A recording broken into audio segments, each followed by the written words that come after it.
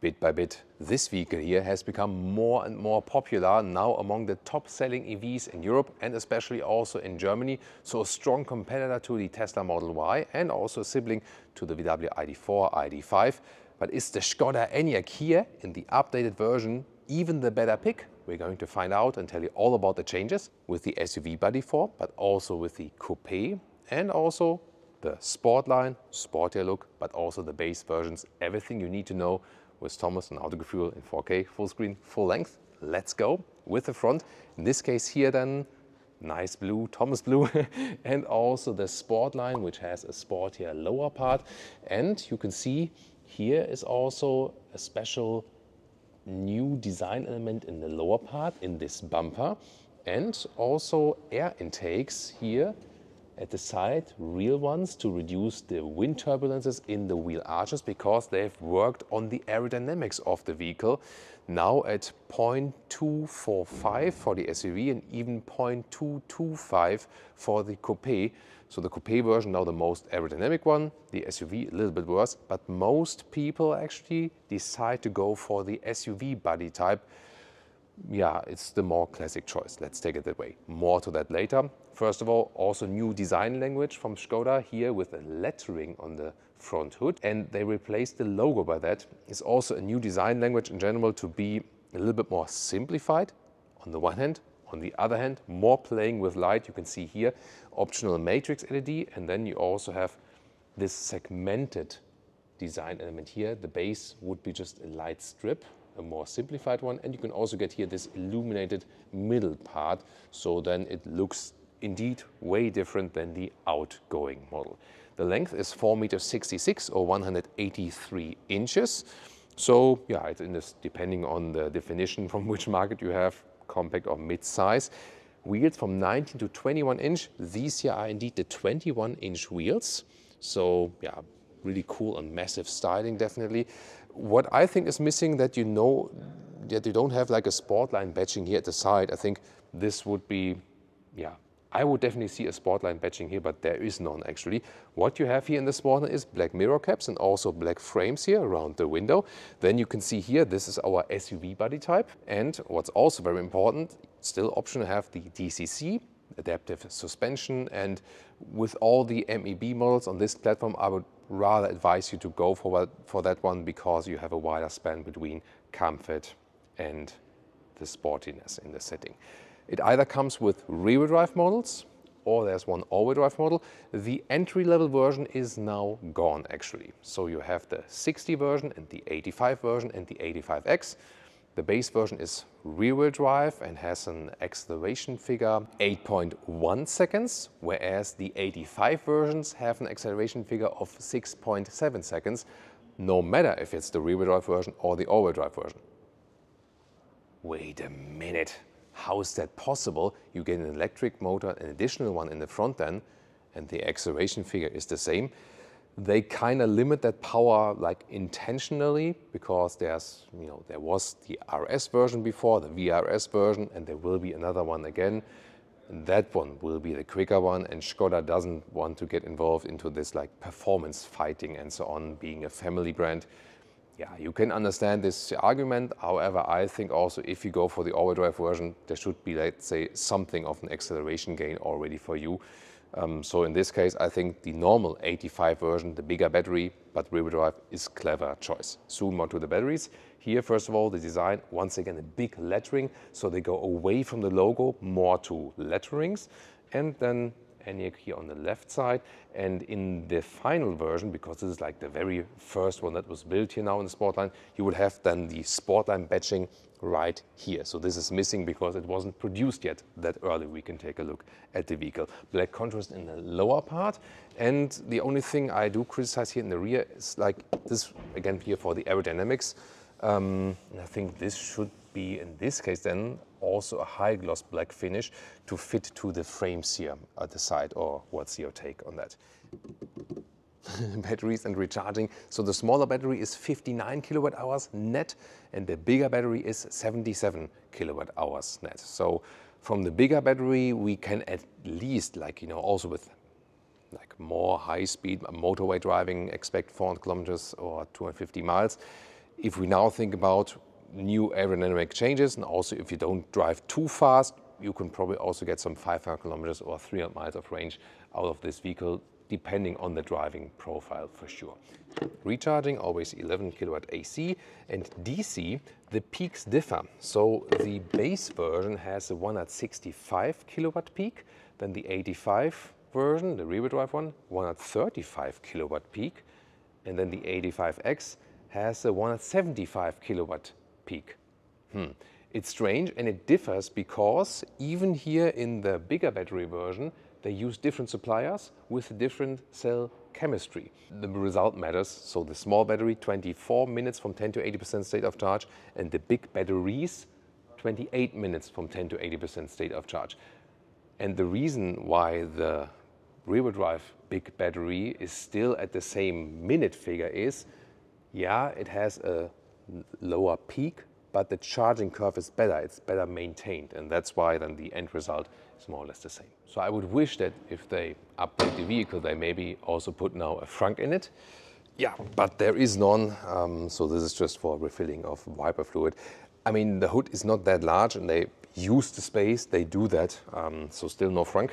Top speed, by the way, bang. Top speed is 180 kilometers an hour or 112 miles per hour. Here for the 85 versions. The entry-level versions would be only at 160 kilometers an hour or around 100 miles per hour. So German Autobahn is then more the 85 version.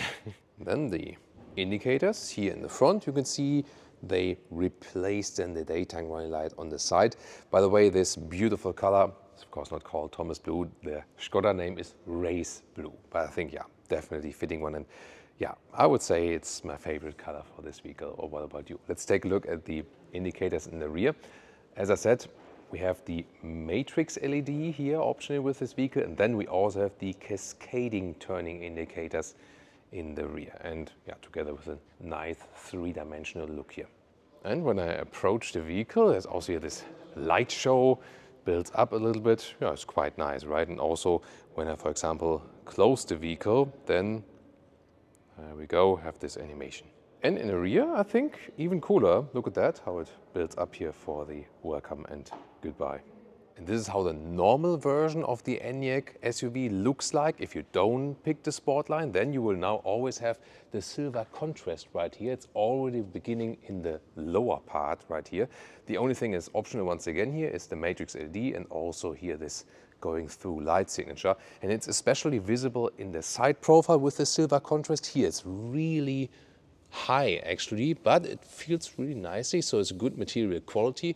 And they did that to differentiate the SUV from the Coupé version, and also to differentiate here the Enyaq to the new Elrock, the smaller brother.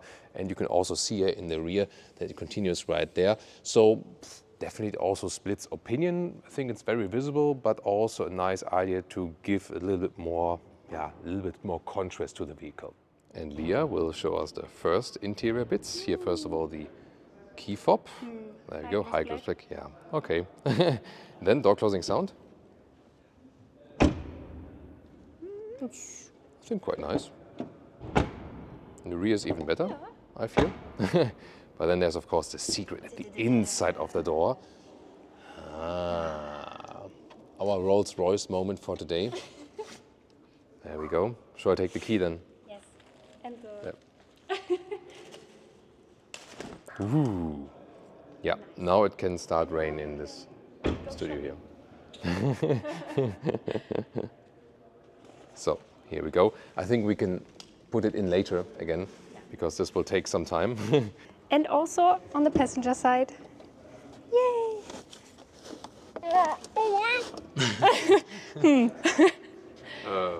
Yeah. Maybe repack that or something. Yeah, you see, it has to be like... Try again. Yeah, now it fits. That's better. Yeah.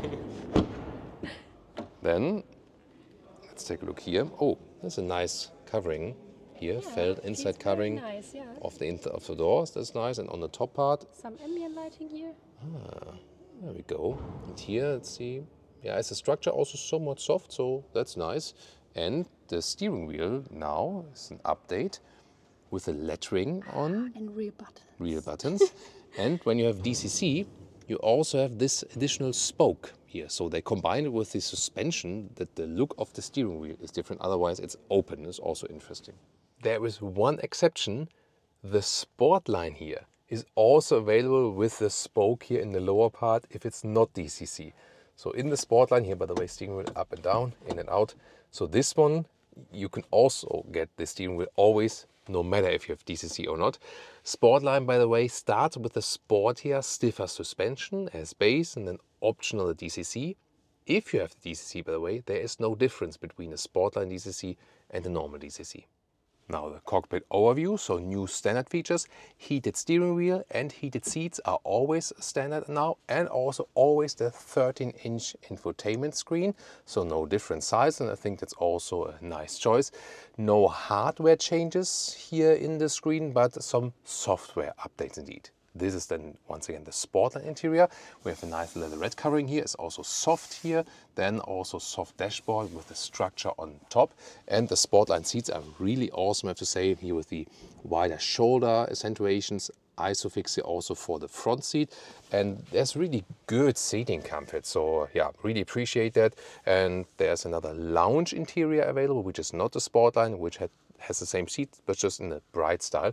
And here with 189, 6'2", still have enough headroom left. And this is also a panoramic roof you can actually still open, which is kinda rare for electric vehicles, we have to say. Yeah, indeed. And yeah, some more light here, for example, for our middle console. In the very front, there is an inductive charging pad on the left also with ventilation, right side just putting something. Here then cup holders can be split, they're not adaptive though in this case. Another area here, this is the shifting lever here, and coins. Soft also for your elbow and more space underneath with this 3 times split. Some Tetris. And last but not least, we also have space here in the lower part. Driver POV here, once again the lettering on the steering wheel, and then here I control the volume, for example. It's good to have it, and the heated steering wheel. And then there are very tiny digital instruments. You can't change much in these, and the focus is really that you should actually take the head-up display. And the main infotainment system, climate control is here in the lower left part. Who is Laura? Who's Laura? Oh, now Leah's getting suspicious. Sorry about that. Yeah, we will discuss this at home. Then we also have the seat heating in the lower left, but the fields are also pretty tiny, so it's not that easy to hit it while driving. The volume slider is also here, but you would rather do that at the steering wheel. In the lower part, you always have these hard buttons here, at least. And then, for example, you can go to the driving mode and here also select how you want to set your DCC, also in an individual mode. There you can, for example, adjust, it's deep in the menu, and then you can really individualize your adaptive suspension. And how can you quickly set a hotkey for the speed limit warning? Here, press and hold, and then you can select here, speed warning, and then it's always accessible here in the top with one click actually. By the way, the main menu, or like the app view, it will look like this and not like this, so these green symbols will be gone. Rear seats here, very interesting. So this, the door could open wider actually. Here then there's a nice shade, also really wide. Then it's hard packed, but at least structured here on the top part, but no covering here at the inside whatsoever. Here we have this nice insert, however. Then cool thing is you have a lot of space. So here, like for your legs, using that EV platform, although a tall driver is sitting in the front. And also headroom, this is the SUV version, enough headroom left with 189, 6'2", and decent comfort indeed. We also have the same microfiber setup here, leatherette on the outside, Isofix then on the outside, and you can also fold this back and forth in the middle part. Fold this one down here for some cup holders, or using this one here as a ski hatch, that is also possible. And we also have some solutions here for the middle part. First of all, climate unit and also seat. Oh, someone had set it on 30 degrees Celsius. Wow, interesting. Someone's got to be cold in here. And then also seat heating in the higher trims. And this lower part, you can have the cup holders in there, USB-C chargers, but you can also take this whole thing out if you don't like it. Like, let's take a look at the trunk or the boot. 585 liters for the SUV, 570 liters for the Coupé, because you lose a little bit here. You can also take a look at it later. Then here, press here, then to remove this cover. Then you have these splitters here, so you can, for example, secure a trolley inside here. That is possible. I mean, it's an easy solution, but why not? You can also remove them. The width here, 1.40 meters, and the length is also about 1.40 meters, and the height here, of course, best with the SUV, 73 centimeters or 28 inches. Then underneath, you have some space. You can put one charging cable there. That is possible. And then you can see you have like here, like a small step, for example. But you could also take this whole lower bottom floor up like that. And then you have it here. You don't have this step anymore. So this is another possibility to push something through, for example, because here you can have the remote access. There we go. And then you don't have a step here. So it's actually a nice solution. Why not?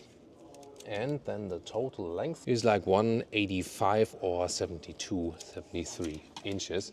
Last but not least, we will also store a cable here in the side. So this is another cable bag, for example. Skoda goodie bag, yeah. And also retractable towing hook. There we go. Semi-automatic. Pulled again. And then it's hidden. Now a quick look at the Coupé version. Finally, look at that lower bumper here. Even if it's not a Sportline, it always looks basically like a Sportline already when it is the Coupé. The Sportline is also available for the Coupé, nevertheless. And then you have here at the side profile this falling roofline, which is actually quite cool. So definitely a different look. And this is also better than for the aerodynamics indeed. Here also the bright frames then around the doors when you don't have a Sportline. And here in the rear also more brighter look with the Skoda lettering and so on. However, still a black contrast in here in this case. And of course, different rear look right here. So which one would you prefer, the Coupé or the classic SUV form? Tell me in the comments. There's one interior I like even better than the Sportline, and this is the lounge interior, as you can see it right here. Also with microfiber. Even here on the dashboard, that feels really beautiful. So I would probably spend my day petting this vehicle then. And then the seats are basically the same from the form, just that you have here the gray microfiber. You have some green contrast from the back part, but it's, subtle, let's take it that way. Leatherette on the outside. So this is a really brighter, cooler atmosphere, I feel. Of course, you can still go with the black and the Sportline, why not? But this, I think, really remarkable.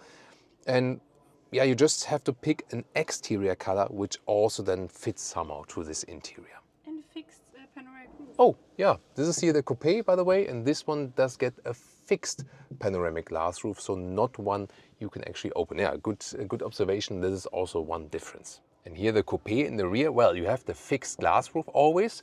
But here, yeah, I mean, it's a little bit closer when you put your head backwards, so the SUV has a little bit more headroom. And the trunk or the boot of the, there we go, trunk or boot of the Coupé.